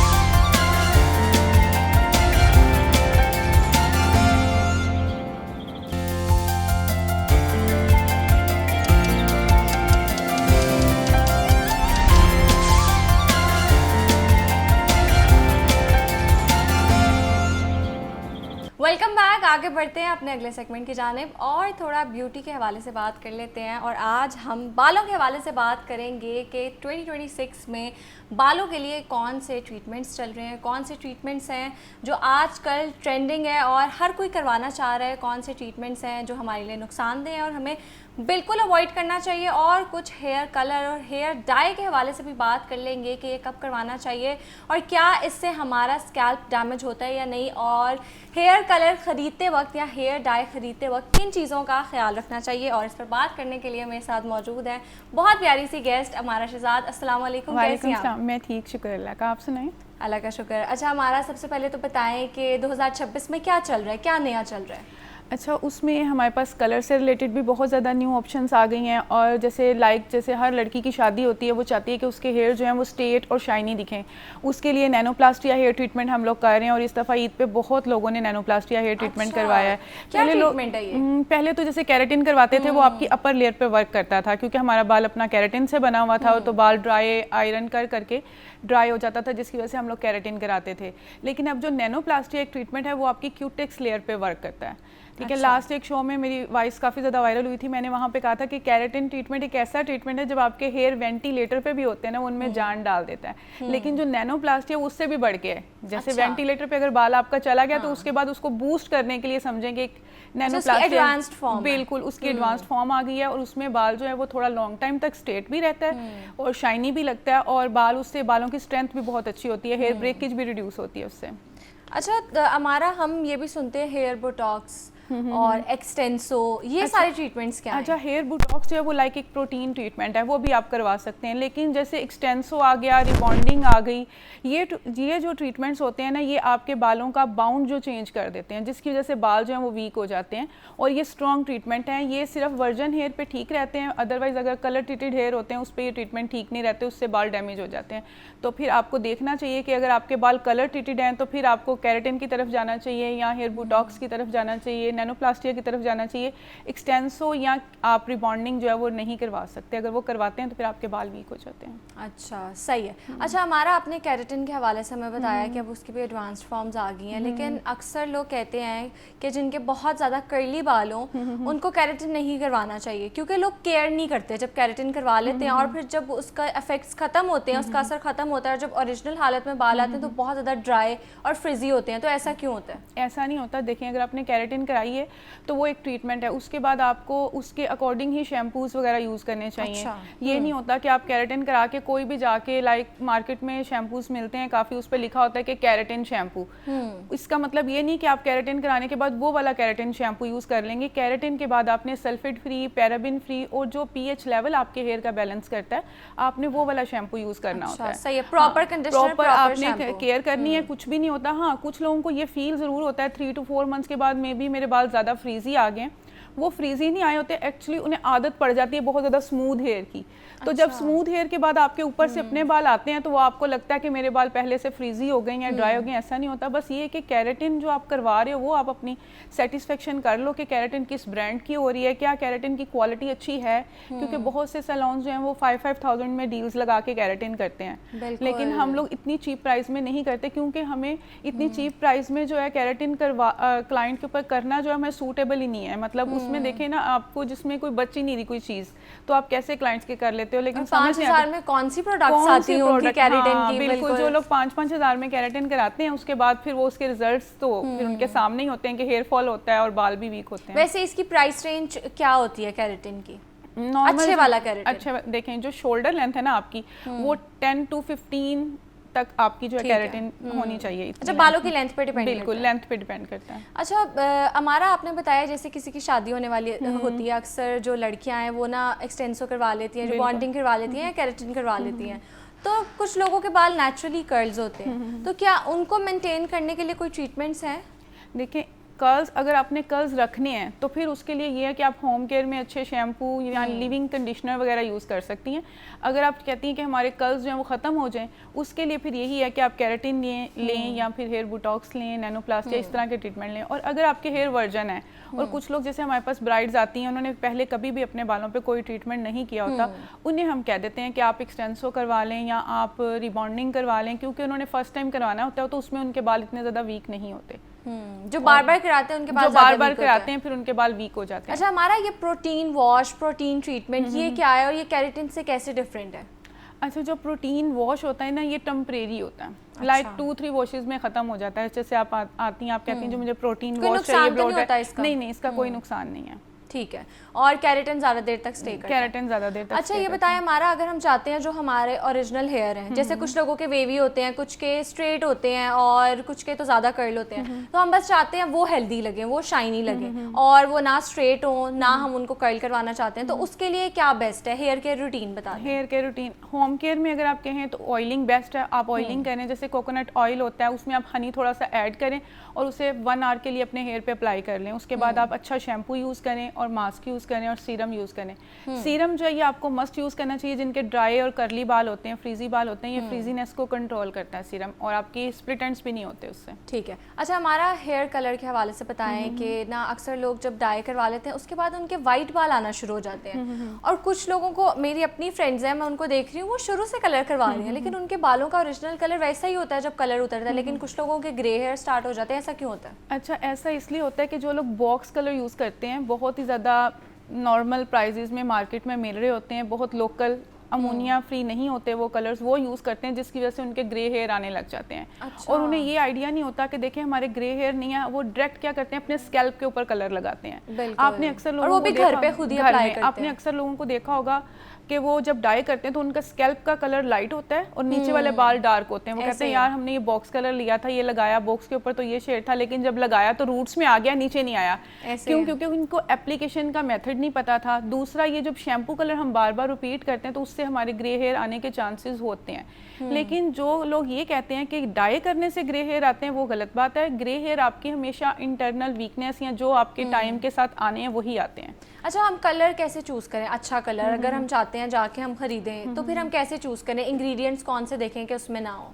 अच्छा, कलर जो है वो अमोनिया लेस होने चाहिए, ठीक है, ऑयल बेस्ड कलर होने चाहिए, और कोशिश यही करनी चाहिए कि आपको घर में कलर जो है वो नहीं करना चाहिए, अवॉइड करना चाहिए। आपने अक्सर मदर्स वगैरह को देखा है कि उनके बाल जो हैं 80 to 90% तक ग्रे हेयर होते हैं। बिल्कुल। अब उनके 80-90% ग्रे हेयर क्यों होते हैं? वो हर 15 डेज के बाद कलर लगा लेती हैं अपने बालों पर, जबकि 4 वीक से पहले रिकमेंडेड नहीं है कि आप डाई लगाएं अपने हेयर पे। अच्छा। हाँ जी, कभी भी 4 वीक से पहले आपको केमिकल अपने हेयर पे टच नहीं करना चाहिए। अगर आपके 4 वीक से पहले कलर बालों में ग्रे हेयर आ जाते हैं तो बहुत सी चीज़ें मार्केट में आई हुई हैं, लाइक हेयर कलर स्टिक है, वो लगा सकते हैं, मस्कारा लगा लें, आईब्रो शेड लगा लें, उनको कवर करें, ना कि उनके ऊपर केमिकल लगा लगा के बालों को या खराब डाइट कर लें। अपनी हाँ। बेहतर करें। हाँ, अब जो बिल्कुल ग्रे ऐसे हेयर ही। आ गए वो तो खत्म नहीं होंगे, ठीक है, लेकिन ये है कि उसको 4 वीक से पहले टच नहीं करना चाहिए रूट्स को। अच्छा, हमारा जब मैं छोटी थी ना, मार्केट में स्प्रेज होते थे जिससे ना आपके Colourful बाल जो होते spray, थे बिल्कुल। वो कलर्ड हो जाते थे, और वो जिन लोगों को परमिशन नहीं मिलती थी लो लाइट्स हाँ, कराने funky की, colours जैसे की। मैंने आज तक कलर नहीं करवाया, कुछ भी नहीं कराया, तो वो लोग ना एंड पे हम लोग कर लेते थे। लेकिन अब जैसे जैसे हम बड़े हुए हैं, शैम्पूज आ गए हैं जो एक वॉश के बाद आपके बाल कलर कर देते हैं, तो इस हवाले से बताया क्या ये सेफ है, ये करने चाहिए? अच्छा, ये जो शैम्पूज है ना, मेरे ख्याल में मेंस के लिए ये ठीक है, वो कर सकते हैं, लेकिन लेडीज के लिए नहीं। देखें, वो लोग तो अपना हेयर कट हर मंथ के बाद करवाते रहते हैं, तो उनके जो बाल होते हैं अगर कोटेड हेयर हो भी जाते हैं तो वो कट आउट हो जाते हैं। लेकिन जो लेडीज होती हैं उन्होंने अपने बालों को ग्रो करना होता है, तो फिर सम टाइम उन्होंने जब बालों में शेड चेंज करना है तो वो शैम्पू कलर जो है वो ऐसी लेयर आपके ऊपर एक क्रिएट कर देता है कि जैसे लाइक मेहंदी। वो आप अगर सैलून जाते हैं, आप कहते हैं जी मुझे फैशन शेड में जाना है, तो आप नहीं जा सकते, और उसमें आपके ग्रे हेयर भी ज़्यादा आते हैं। तो ये लोग जो मेहंदी लगाते हैं, हम देखते हैं बड़ा ज़्यादा रिवाज है, आज भी लोग अपने सरों पे मेहंदी लगाते हैं, लड़कियों की बात कर रही हूँ, तो क्या ये लगानी चाहिए? मेहंदी नहीं लगानी चाहिए, लेकिन उन लोगों का एक माइंडसेट हुआ हुआ है कि शायद मेहंदी लगाने से आपके ग्रे हेयर नहीं आएंगे। ऐसा नहीं होता। क्या आपके ग्रे हेयर पहले आए हैं तो आपने मेहंदी लगाई है ना? कुछ लोग कहते हैं ना हमारे थोड़े थोड़े वाइट बाल थे तो हमने मेहंदी लगा ली। अब वो आपके वाइट बाल जब आए हैं तब तो आपने मेहंदी नहीं ना लगाई हुई थी या डाई तो नहीं किया था, वो आपके नेचुरल आपके वाइट बाल आ रहे हैं। किसी को आईसाइट का इशू होता है, किसी को थायराइड का इशू होता है, बहुत से ज़्यादा आपके इंटरनल हार्मोन्स इशू होते हैं जिसकी वजह से आपके ग्रे हेयर आते हैं। बिल्कुल तो ऐसे हाँ ऐसी है, ये ग्रे हेयर कलर करने से नहीं आते। ये बात बिल्कुल कॉन्सेप्ट जो है ये गलत है कि कलर करने से ग्रे हेयर। अच्छा, हमारा अभी हम एक ऑफ द कैमरा हम एक ट्रीटमेंट के बारे में बात कर रहे थे। आपने मुझे बताया एक नया ट्रीटमेंट आया मार्केट में, तो उसके बारे में जरा थोड़ा सा बताएं। मैं तो पहली बार नाम सुन रही हूँ। वो ची कलर मास्टर मशीन है जो हम ची कलर मास्टर मशीन है जो हम लोगों ने इंट्रोड्यूस कराई है। वो मशीन की स्पेशलिटी ये है कि वो जो कलर जनरेट करती है वो 100% मतलब फ्रेश जनरेट होता है उसमें। दूसरा ये उसकी क्वांटिटी जो होती है वो बहुत ज़्यादा मैटर करती है कि वो बिल्कुल करेक्ट उसमें जो आपकी क्वांटिटी है कलर की बनती है। और वो अमोनिया लेस कलर है और केमिकल फ्री कलर्स हैं, और उसका कलर जो है वो लास्ट भी करता है आपके बालों के ऊपर, और शाइन बहुत अच्छी देता है, हेयर की ब्रेकेज को भी रिड्यूस करता है। ठीक है, तो वो कितनी देर तक उसका जो है इफेक्ट रहता है और कौन से फायदे हैं? और कोई साइड इफेक्ट्स तो नहीं है इसके? नहीं, उसके कोई साइड इफेक्ट नहीं है। और उसमें सबसे मजे की चीज़ ये है जैसे कि कुछ लोग कॉन्शियस होते हैं कि जी मैंने डाई करवाना है तो मुझे नहीं लग रहा है मेरे फेस पे कैसा लगेगा, तो वो लाइक जैसे AI से जनरेट करके वो पिक्चर लेती है पहले आपकी, और फिर जो कलर आप सिलेक्ट करते हैं वो पिक्चर उस मशीन में आ जाती है कि आपकी ये कलर आएगा बाद में। तो वो फिर उससे भी क्लाइंट काफ़ी ज़्यादा सेटिस्फाइड हो जाता है अपनी आफ्टर लुक देख के कि अच्छा मेरी ऐसी लुक आने है। जी बिल्कुल, ये थोड़ा सा एक्सपेंसिव ज़रूर है, लेकिन ये कि जब आपको शौक है तो फिर कुछ भी एक्सपेंसिव शौक का कोई मूल्य नहीं। अच्छा, स्टार्टिंग प्राइस क्या है इसकी? जैसे लाइक अगर आप रूट टचअप कराते हैं तो 8 to 10,000 just for root touch up 1 month का। लेकिन यह कि इसका कोई नुकसान नहीं है, नुकसान और ये नहीं है। हाँ, और जिन्होंने क्लाइंट्स ने करवाना है वो करा रहे हैं, और अल्हम्दुलिल्लाह हमारे तो रिपीटेड क्लाइंट्स भी हैं इसके। अच्छा, मतलब ये नया ट्रीटमेंट आया मार्केट में, बिल्कुल। और जिन्होंने कराया है वो आफ्टर 25 डेज के बाद हमारे पास आए भी हैं। जैसे लाइक रमज़ान में हमने स्टार्ट किया था, जिन्होंने स्टार्टिंग में कराया उन्होंने ईद पे चांद रात से पहले फिर रिपीट कराया, उन्होंने कहा हमें अच्छा लगा है। अच्छा, दैट्स ग्रेट। अच्छा, हमारा कौन से ऐसे ट्रीटमेंट्स हैं जिससे हमारा स्कैल्प डैमेज होता है? डाई को अगर हम बार बार करते हैं तब, और अगर ड्रायर की हीट हम लोग डायरेक्ट स्कैल्प में देते हैं, इसलिए हमें वो मिस्ट स्प्रे होते हैं, ठीक है, स्कैल्प स्प्रे, वो हमें करने चाहिए आयरन या करने के लिए या ब्लो ड्राई करने के लिए। अच्छा, हमें इसको थोड़ा सीरम्स के हवाले से भी बताएं कि सीरम्स यूज़ कैसे करें, कौन से करें? अच्छा, सीरम जो है वो बहुत ज़्यादा ऑयली या ग्रीसी नहीं होना चाहिए, ठीक है। सीरम जो है वो अपने टॉवल ड्राई अपने बालों को करके, जब आपके बाल ऑलमोस्ट 50% ड्राई हैं, एक तो तब लगाना है, और सीरम को हमेशा आपने एंड से लगाना स्टार्ट करना है, ठीक है। एंड से लगाते हुए जब आपके हाथों पे ऑलमोस्ट 10% बचेगा तब आपने उसको इस तरह से कर लेना है सीरम को, ठीक है। और फिर जब आपके बाल फुल ड्राई हो जाए उसके बाद फिर भी अगर आपको अपने बाल थोड़े से फ्रीजी लग रहे हैं या उड़े उड़े लग रहे हैं तब भी आप हल्का सा लगा सकते हैं ऐसे बालों को, लाइट सा, ठीक है। अच्छा, स्प्रेस के और जेल के हवाले से बताएं कि जेल ज़्यादा बेटर है अपने जो बालों को स्टे करने के लिए? अगर कोई इवेंट है, हमने अक्सर देखा है कि जो हमारे बेबी हेयर होते हैं ना वो निकल आते हैं अगर हम सैलून से रेडी भी होकर जाते हैं स्प्रे से, तो आप बताएं कि हम उनको ज़्यादा देर स्टे करने के लिए कौन सी टेक्निक? उसके लिए तो हेयर वैक्स वो स्टिक्स भी आई हुई हैं, अगर आप चाहती हैं कि हमारे बाल उड़े उड़े ना लगें तो वो भी यूज़ कर सकते हैं, ठीक है। अच्छा, हमारा थोड़ा अब स्किन पे आ जाते हैं। मुझे थोड़ा सा बताएं कि स्किन के हवाले से कौन से ट्रीटमेंट्स नए चल रहे हैं इस टाइम मार्केट में? स्किन के हवाले से मैं ये कहती हूँ कि आपको बहुत ज़्यादा जो है ना मशीनरी की तरफ नहीं जाना चाहिए। अल्लाह ताला ने जो हमें नेचुरल ब्यूटी दी है उसी को इन्हेंस करना चाहिए। लाइक क्लिनजिंग वगैरह करवाएं, स्क्रबिंग करवाएं, उससे आपकी स्किन की एक्सफोलिएशन होती है तो स्किन नीट होती है, तो ये चीज़ें आपको करानी चाहिए, ठीक है। और ज़्यादा आपको जैसे अगर हाइड्रा की नीड है तब आप हाइड्रा कराएं। ये कैसे पता चलेगा कि अब हमें कराना चाहिए हाइड्रा? अच्छा, जैसे जो सैगी स्किन है, जिन लोगों की एज ज़्यादा हो गई है, 35 में जाके कुछ लोगों की सैगी स्किन फील होने लग जाती है, वो लोग हाइड्रा कराएं। लेकिन जो हाइड्रा कर रही है उसको भी नॉलेज होना चाहिए कि इनकी स्किन अगर सैगी है तो मुझे सिर्फ एंटी एजिंग टूल्स इन पे यूज़ करने हैं, बिल्कुल, ठीक है, और वही सीरम्स यूज़ करने हैं। और अगर कुछ लोगों की जल्दी भी जिन्हें हाइड्रा की नीड होती है, उनकी बहुत ज़्यादा एक्नी वाली स्किन होती है या पोरस स्किन होती है जिसके ऊपर हेड्स होते हैं बहुत ज़्यादा फेस पे, उसको क्लीन करने के लिए आप हाइड्रा लें ताकि आपकी डीप क्लिनजिंग हो जाती है। अच्छा, जो छोटी एज की बच्ची हैं वो हाइड्रा फेशियल को अवॉइड करें? डिपेंड करता है उनकी स्किन पे। अब देखें, कुछ छोटी बच्चियां होती हैं, उन लोगों की स्किन केयर ऐसी होती है कि वो लोग अपनी स्किन की बिल्कुल भी केयर नहीं करती, उनकी स्किन पे ऊपर डीप हेड्स हो जाते हैं और वो घर में बच्चियां स्ट्रिप लगा लगा के अपने हेड्स निकालती हैं। जब वो स्ट्रिप्स के साथ हेड निकालती हैं वो उस टाइम पे तो उन्हें लगता है कि जी उनकी स्किन अच्छी होगी, लेकिन वो अच्छी नहीं होती, वो उनके पोर्स जो होते हैं ना वो खुले रह जाते हैं, जिसकी वजह से फिर नेक्स्ट टाइम में और ज़्यादा हेड्स जो हैं वो बनते हैं। तो ऐसी बच्चियों को अगर हाइड्रा का आप सेशन दिलवा देते हैं तो वो उसमें अच्छा, हमारा अक्सर हम देखते हैं घर में ना, हम बड़े टोटके करते हैं, हम मुल्तानी मिट्टी, एलोवेरा और या दही में कोई चीज़ ऐड करके वो लगा लेते हैं, और चावलों का पानी, ये सारी चीज़ें यूज़ करते हैं। तो क्या ये सही है, ये यूज़ करनी चाहिए? देखिए सम टाइम आपको आइडिया नहीं होता, कुछ लोगों को आइडिया होता भी है, लेकिन कुछ लोगों को अपनी स्किन का इतना ज़्यादा आइडिया नहीं होता। तो वो मैंने देखा था, एक लड़की थी, उसने अपने फेस पे टमाटर का पानी लगाया और उसके फेस पे बारीक बारीक बारीक बारीक दाने बन गए। अल्लाह। तो ये मेरा नहीं ख्याल कि आपको ऐसे रिस्क लेने चाहिए। आप वैसे किसी अच्छे ब्रांड का एक क्लिंजर लेके रख लें, एक स्क्रब ले लें, मास्क ले लें, कोई Week अच्छा में one moisturizer time, ले हाँ, लें। अच्छा मॉइस्चराइजर ले लें। वैसे आप अपनी स्किन की क्लिनजिंग कर लें, बजाय इसके कि आप इस तरह के अगर टोटके करते हैं तो अगर स्किन को कुछ हो जाता है फिर आप कुछ भी नहीं कर सकते। एग्जैक्टली। और जो हम बालों के लिए टोटके यूज़ करते हैं, क्योंकि बालों अक्सर में लोग देखें। अंडा लगा लेते हैं और वो 4-4 दिन निकलता ही नहीं है उनके हाँ, बालों से, उसकी मायोनीज smell- लगा रहे होते हैं। नहीं, मायोनीज वगैरह ना लगाएं, ऑयल लगाएं अपने बालों में, कोई भी ऑयल लगा लें, जैसे लाइक कोकोनट ऑयल लगा लें, आलमंड ऑयल लगा लें, मस्टर्ड ऑयल लगाएं, लेकिन ऑयल जो है वो सेपरेट लगाएं। मैं तो इस हक में भी नहीं हूँ कि आप मिक्स ऑयल लगाएं। अच्छा, 2 ऑयल्स को जो कंबाइन करते हाँ, हैं वो भी ना करें। लगाएं, नहीं। आप वैसे टर्न बाय टर्न लगा लें, कभी कोई लगा लें, कभी कोई। जब सम टाइम आप मिक्स ऑयल लगाते हैं ना, वो भी आपको सूट नहीं कर रहे होते। बिल्कुल ऐसे, क्योंकि हर बंदे का जो पीएच लेवल है और हेयर हाँ, पोरोसिटी है वो अलग वो है, डिफरेंट है। बिल्कुल ऐसे ही है। और ब्यूटी ट्रीटमेंट्स के हवाले से हम बात कर रहे थे, हमने बालों की भी बात की है, स्किन की भी बात की है कि आजकल कौन सी चीज़ें हैं जो ट्रेंड पर हैं और जो हम घर में बिना सोचे समझे कुछ भी उठा के अपने मुंह पे लगा लेते हैं, बालों पे लगा लेते हैं, वो हमें बिल्कुल अवॉइड करना चाहिए, उसका नुकसान भी होता है बहुत ज़्यादा। और हमारे साथ मौजूद थी अमारा शहजाद, बहुत शुक्रिया आपके टाइम का। अब यहाँ वक्त हुआ एक ब्रेक का, ब्रेक के बाद दोबारा मिलते हैं।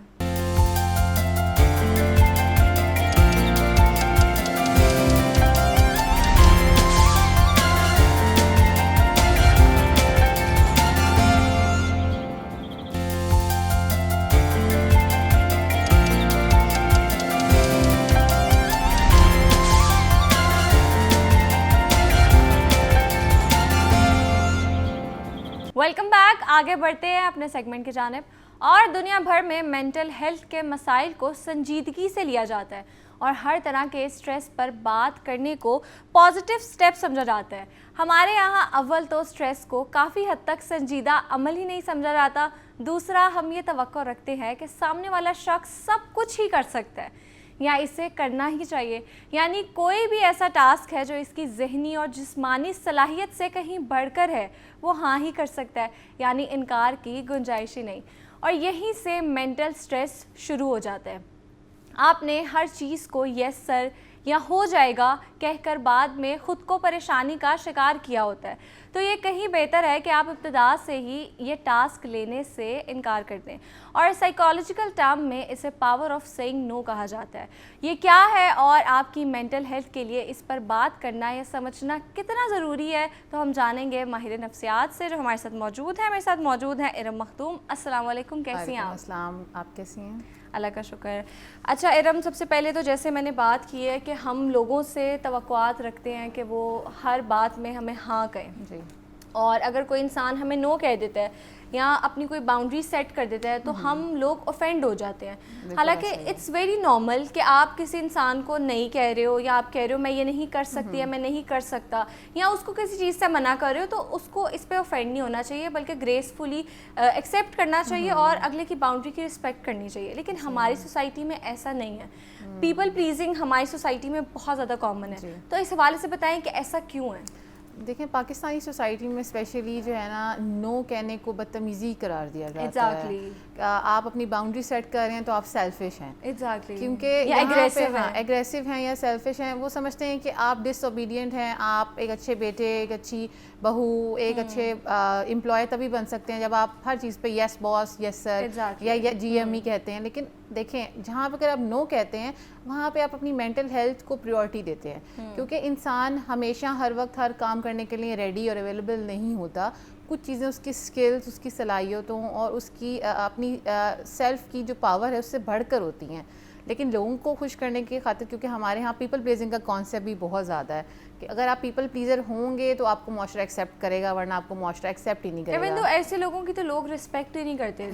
पर्सनली अगर कोई बंदा अपनी ज़ात की रिस्पेक्ट नहीं करेगा, अपनी बाउंड्री उसकी अगर उस बंदे की बाउंड्रीज ही नहीं होगी तो ना वो मेरा दोस्त कहलाएगा, ना ही मैं उस बंदे की रिस्पेक्ट करूँगी जो अपनी ज़ात की रिस्पेक्ट नहीं कर सकता या वो नो नहीं कह सकता। आई रियली लाइक जब कोई बंदा मेरे साथ बाउंड्री सेट करे या मुझे कहे कि मुझे चीज़ नहीं पसंद आई थी, मैं ग्रेसफुली उस चीज़ को लूँगी एंड आई से हाँ ठीक है, I respect that and I be careful from now. लेकिन हमारी सोसाइटी में ये चीज़ नहीं होती, बिल्कुल भी नहीं होती। आप बिल्कुल सही कह रही हैं, लेकिन हमारे मुआशरे में ना जहाँ एजुकेशन की कमी है वहाँ लोग बाउंड्रीज को सेट करना सेल्फिशनेस के साथ रिलेट कर देते हैं और वो इस तरह कहते हैं कि ये जो है ना ये एक बदमिजाज और बद इखलाक बंदा है जो हर बात पे नो कहता है, क्योंकि वो अपनी सेल्फ इस्टीम को प्रोटेक्ट करता है। जब बाउंड्री सेट करता है ना तो वो बताता है कि मैं क्या चाहता हूँ और मेरी क्या सलाहियत है और मेरी कौन सी चीज़ को हाँ कहने से मेरे लिए डिस्कम्फर्ट क्रिएट हो सकता है। अगर आप दूसरे के साथ खैर ख्वाह हैं तो आप उसकी नो को समझें, आप उसकी नो के लिए एक्सेप्टेंस रखें। अगर आप उसके खैर ख्वाह नहीं है तो आप ज़बरदस्ती उससे काम करवाना चाहेंगे, जो कि एक अच्छी बात नहीं है। जब तक कोई बंदा किसी चीज़ के लिए कंफर्टेबल ना हो, और हमें जब भी किसी चीज़ के लिए हाँ कहना है तो हमने उसका एनालिसिस करना है कि क्या हम इस जो टास्क है इसको मुकम्मल कर भी पाएंगे कि नहीं, क्या हमारा स्किल सेट उस काम को करने की इजाज़त देता है, या हमारे जो इमोशंस हैं कहीं वो तो सफ़र नहीं कर रहे। लेकिन बात यह कि हमारे माशरे में जब नो कहा जाता है तो आप फ़ौरन ही बुरे इंसान बन जाते हैं। उस बुरे इंसान बनने के डर से या सबको खुश करने के डर से इंसान बार बार हाँ कहने पे मजबूर हो जाता है। तो इरम ये बताएं कि हम नो करना कैसे सीखें, क्योंकि अक्सर जब हम हर चीज़ में येस कहते हैं, कोई हमें कोई भी काम कहेगा, कोई भी चीज़ कहेगा, हम उसको दे देंगे या उसका काम कर देंगे तो वो तो हम कर देते हैं, लेकिन वो करके भी हमें खुशी नहीं मिलती क्योंकि हम अपनी बाउंड्रीज खुद ही मतलब उनकी रिस्पेक्ट नहीं करे। तो उसके बाद हम बड़ा गिल्ट सा फील करते हैं जैसे हमने पता नहीं अपने साथ कोई चीटिंग कर दी है। तो हम कैसे ये आदत अपनाएं नो कहने वाली? देखें, जहाँ पे हम नो कहना शुरू करते हैं वहाँ पे हम अपनी सेल्फ इस्टीम को प्रोटेक्ट करते हैं, अपनी मेंटल पीस को प्रोटेक्ट करते हैं। ऐसे। और इंसान के मेंटल पीस से ज़्यादा इंपॉर्टेंट कुछ भी नहीं है। It is the priceless thing, और ये सबसे इंपॉर्टेंट चीज़ भी है। नो कहने का सबसे अच्छा तरीका ये है कि आप अगर आपके सामने कोई अथॉरिटेटिव फिगर है या अगर कोई ऐसा इंसान है जिसको आप कंप्लीट नो नहीं कहना चाहते तो उसको आप एहतराम से और फर्मली नो कहें इन अ वे कि वो आपसे ऑफेंड भी ना हो और आप उसको नो भी कह पाएँ। इसको कहने का सबसे अच्छा तरीका ये है कि आप उन्हें ये कह सकते हैं कि आपका मशवरा या आपका जो सजेशन है या जो आपने टास्क मुझे दिया है, मैं इसको अभी फुली तो कंप्लीट नहीं कर सकता, लेकिन हाँ मैं कुछ अरसे तक या इसको अगर आप रीस्केड्यूल कर लें या अगर आप मेरे साथ इसको टर्म्स पे ले आएँ तो मैं इस पे करने के बारे में सोच सकता हूँ। और ज़्यादातर हमेशा हमें एक टाइम पीरियड लेना चाहिए। फ़ौरन जल्दबाजी में हम हाँ कह देते हैं, हमें जल्दबाजी में हाँ करने के बजाय थोड़ा टाइम देना चाहिए कि आप हमें थोड़ा टाइम दें, कुछ घंटे दें। हमें फ़ौरन से हाँ नहीं करना चाहिए दबाव में आके, तो इससे भी हमारे जो हाँ है उसको बाद में हमें निभाना मुश्किल हो जाता है, क्योंकि ऐसे हाँ की अंजाम जो है वो स्ट्रेस, फेलियर और डेडलाइन को कभी भी मीट नहीं कर पाते। और हाँ कहने का सबसे अच्छा ना कहने का सबसे अच्छा तरीका ये है कि आप उसको पार्शली येस और पार्शली नो में करें, यानी कि आप उससे कहें कि कुछ हिस्सा इस काम का मैं कर देता हूँ, अभी आपके साथ मैं इतना कोऑपरेट कर लेता हूँ, लेकिन इसको मैं फुली अभी मुकम्मल नहीं कर सकता या फुली जिम्मेदारी मैं इस चीज़ की नहीं ले सकता। क्योंकि जो हकीकत है आपको वो पहले वक्त से और फर्स्ट टाइम से ही बता देनी चाहिए। अगर आप अपनी हकीकत को एक्सेप्ट नहीं कर रहे और रियलिटी को एक्सेप्ट किए बगैर हाँ करी जा रहे हैं तो आप कभी भी उस टास्क को कंप्लीट नहीं करेंगे। बिल्कुल ऐसे है। अच्छा इरम, आपने ये तो बता दिया कि हम अपनी बाउंड्री कैसे सेट करें इन ईजी वर्ड्स, हम दूसरों को कैसे कन्विंस कर सकते हैं, इवन दो हम नहीं कर सकते किसी को भी कन्विंस। तो जो लोग दूसरों की बाउंड्रीज की रिस्पेक्ट नहीं करते या वो ऑफेंड हो जाते हैं अगर कोई बंदा उनके साथ बाउंड्री सेट करे, उनको आप क्या कहना चाहेंगे?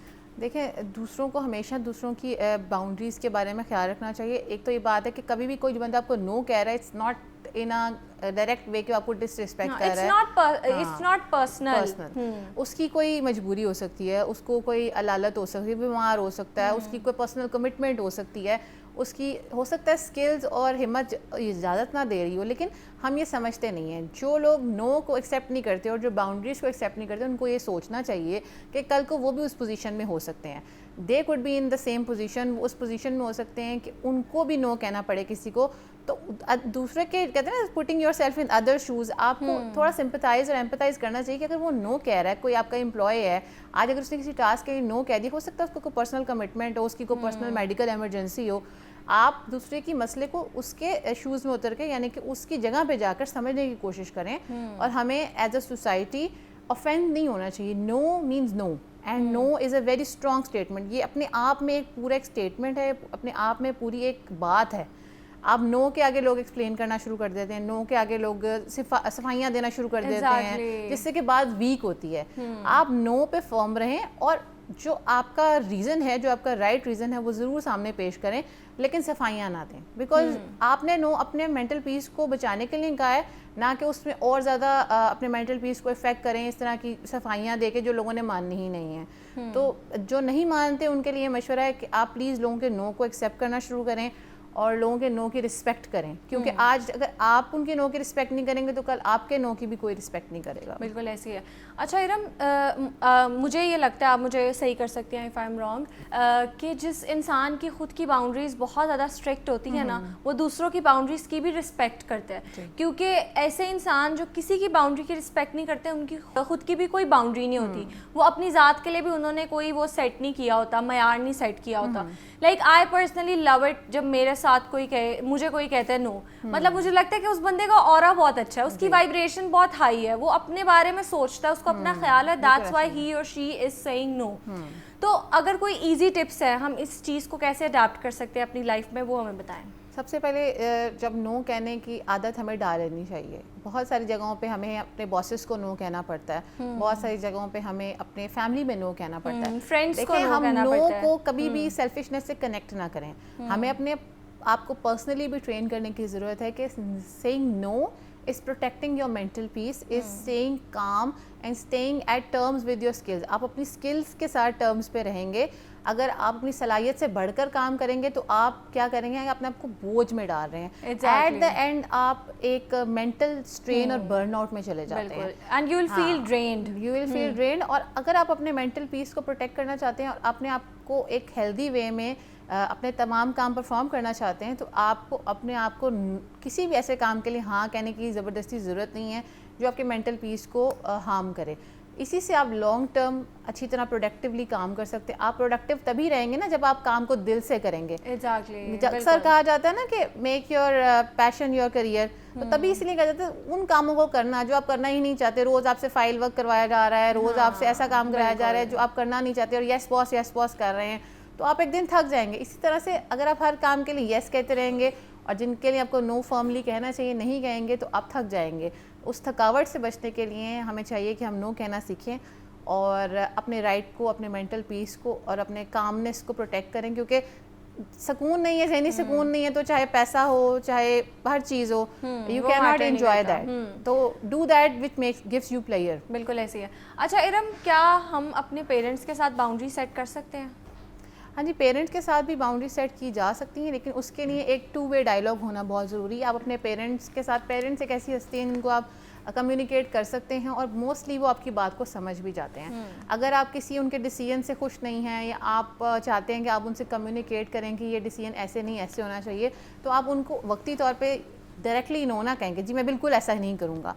आप बल्कि उनको बैठ के ये बताएं कि आपका मशवरा काबिल एहतराम है, लेकिन मेरी पैशंस और मेरी ख्वाहिशात और मेरी जो डिज़ायर्स हैं लॉन्ग टर्म में आपके इस मशवरे या आपकी इस ख्वाहिश के साथ नहीं चल पाऊँगा। अक्सर रिलेशनशिप्स में बच्चों पे थोप दिया जाता है कि ये हमने रिश्ता देख लिया, अब आपने ना नहीं करना, आपने हाँ करनी है, या हमने आपके लिए डिग्री चूज़ कर ली, बेटा आपने यही डिग्री करनी है। लॉन्ग रन में वो रिश्ते भी ख़राब होते हैं, वो डिग्रीज़ का भी कोई फ़ायदा नहीं होता बच्चों को। तो बच्चों को चाहिए कि वो कम्युनिकेट करें इन हेल्दी वे कि हम इसको कहाँ तक लेके जा सकते हैं और उसको उसके बारे में एनालिसिस करें। अगर उनका एनालिसिस उनको ये बताता है कि they will be able to fulfil that commitment, तो उसके लिए हाँ करें और अपने पेरेंट्स को भी उससे जो है ना आगाह करें कि हम ये कमिटमेंट फुलफिल कर सकते हैं, चाहे वो रिलेशनशिप कमिटमेंट है, चाहे वो एजुकेशनल कमिटमेंट है। लेकिन अगर आप उसको फुलफिल नहीं कर सकते तो पेरेंट्स को आराम से प्यार से बैठ के आप समझाएं तो वो समझ जाएंगे। और कभी भी आप इस बात से डरे ना कि मैं अगर उनको ना कह दूंगा तो वो नाराज़ हो जाएंगे, क्योंकि पेरेंट्स से ज़्यादा हमारा खैर ख्वाह कोई नहीं होता। तो जितने भी एजुकेटेड पेरेंट्स हैं या पेरेंट्स अपने बच्चों से, हर पेरेंट अपने बच्चे से प्यार बिल्कुल आपने इरम बिल्कुल सही कहा। और हम बड़े इंपॉर्टेंट टॉपिक पे आज बात कर रहे थे, the power of saying no. और जैसे कि हमारी जो गेस्ट हैं उन्होंने भी हमें बताया कि कितना ज़रूरी है कि अपनी मेंटल हेल्थ की परवाह करना, दूसरों को नो कहना, और इससे आप ड्रेन फील नहीं करते, बर्नआउट फील नहीं करते, और लोग भी ऐसे इंसान की रिस्पेक्ट करते हैं जिसकी बड़ी स्ट्रॉन्ग और स्ट्रिक्ट बाउंड्रीज़ हों। मेरे साथ मौजूद थी इरम मखदूम, बहुत शुक्रिया आपके टाइम का। Same here. अब यहाँ वक्त हुआ एक ब्रेक का, ब्रेक के बाद दोबारा मिलते हैं।